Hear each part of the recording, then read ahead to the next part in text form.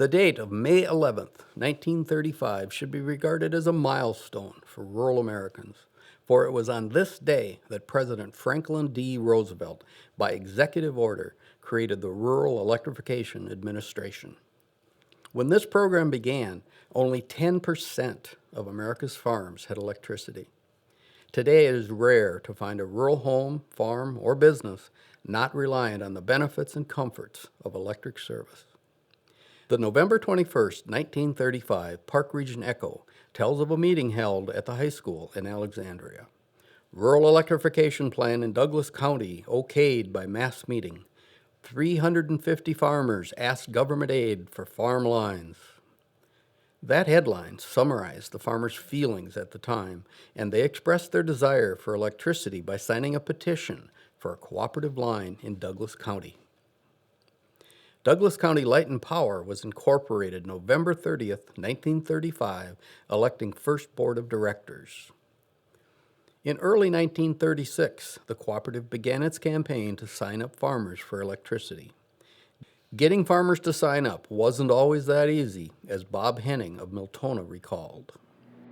And on my first job with the REA, I got the book to sell stock, and that was $5 per stock.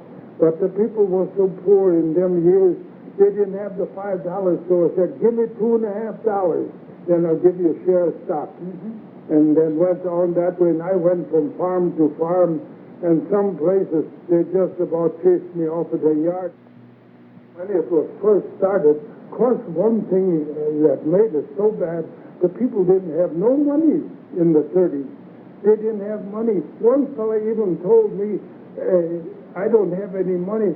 Can I get along the first few years with just one wire? Having been brought up on a farm, Senator Henrik Shipstead could appreciate the position of farmers, who called on him one day at his Minnesota camp on Lake Irene to ask if there was any way to get power rates reduced so that rural dwellers could afford the convenience of electricity. After a summer of planning, Shipstead returned to Washington and discussed his program with President Roosevelt. The president was interested and lent his support to the legislation that Shipstead introduced into the Senate. The first headquarters of Douglas County Cooperative was in the basement of the courthouse in Alexandria. It was during this time, July 1st, 1936 to be exact, that the cooperative received a $50,000 loan at 2% interest from the federal government for its first 56 miles of line. One of the true pioneers in bringing electricity to this area was Cliff Hovey, who not only served on the co-op's board of directors, but also wore the title of project superintendent during the young cooperative's developing years. Under his guidance, holes were dug by hand. Poles with insulators attached were erected, and a special reel paying out all 4 strands of wire at the same time with identical tension was used to roll out the wires.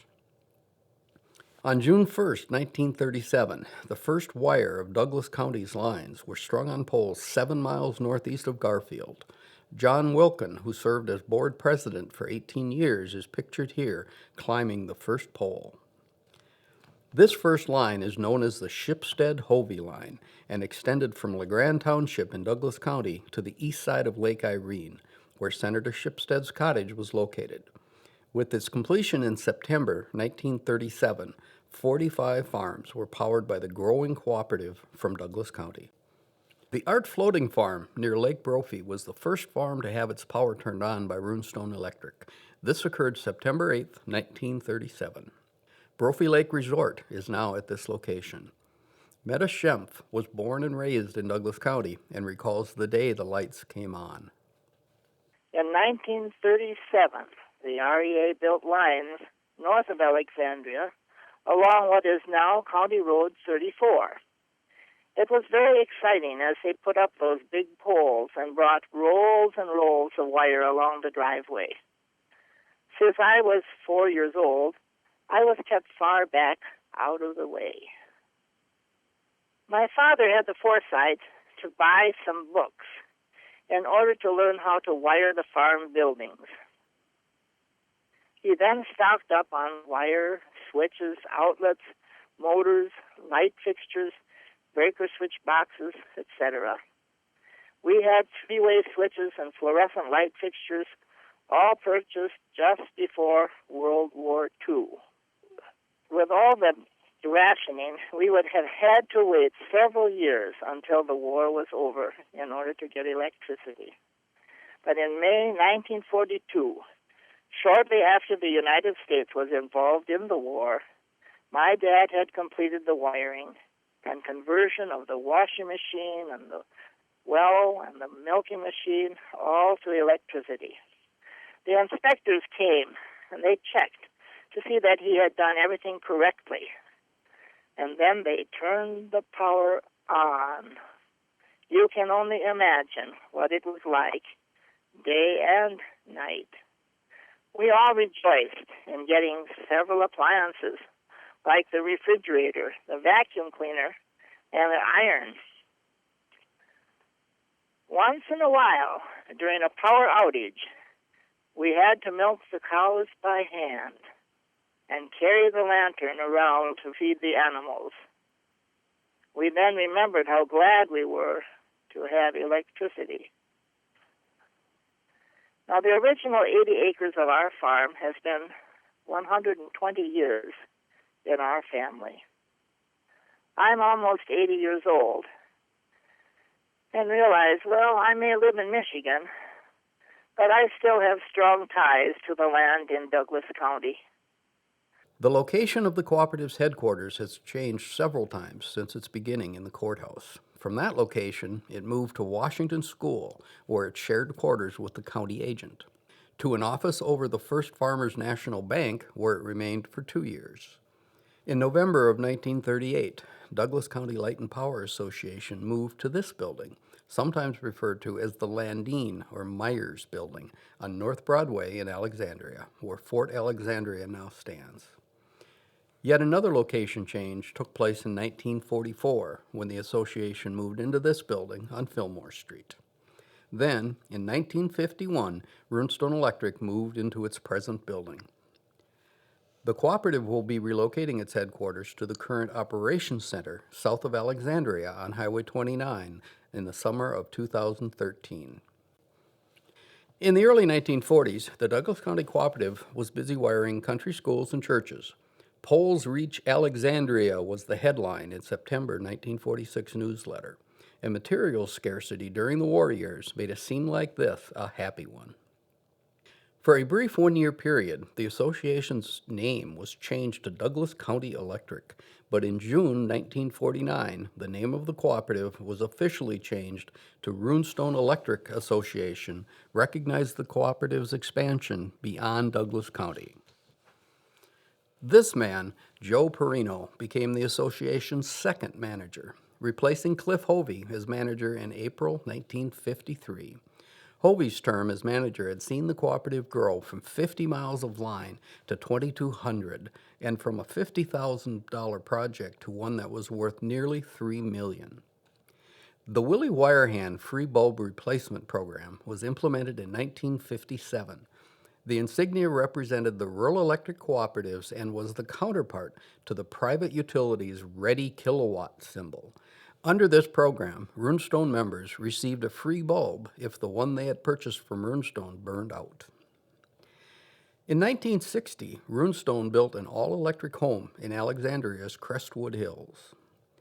This house, known as the Gold Medallion Home, was built by the cooperative to show how electricity could be used in every phase of living. During the mid-1970s, Runestone Electric Association would become involved in one of the most hotly disputed topics of that decade, a 400 kilovolt direct current power line built by Cooperative Power Association and United Power Association. This controversial line stretches from the Coal Creek Station in Underwood, North Dakota, to just west of the Twin Cities. The power line was built because of the growing electrical loads and as an alternative to buying power on an uncertain open market. Coal Creek Station, now owned by Great River Energy, is a lignite-burning plant and supplies most of the power to Runestone Electric still today. REA also receives an allotment of hydroelectric power from the Missouri River. April 30th, 1978 marked the retirement of Joe Perino, and on January 1st, 1979, Vern Judela became REA's general manager. Judula was succeeded by Alexandria native Rick Bankey in 1987. Rick is only the fourth CEO in Runestone's 75 years of existence. The 80s saw REA implementing a voluntary peak awareness program. This successful load management program has grown and expanded to a flagship program offered by the Cooperative as a means to help members reduce heating and cooling costs.